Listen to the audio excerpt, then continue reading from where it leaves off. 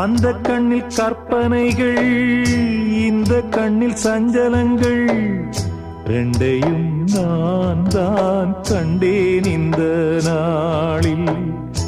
எந்த வழி அமைப்பான் வானிருக்கும் தேவன், அந்த வழி நடக்கும் மானிடரின் ஜீவன். உன் வசம் என் வசம் என்னதான் இங்கே, உனக்காக நானே நலம் பாடுவேனே. தேவன் உந்தன் துணை வரத்தானே.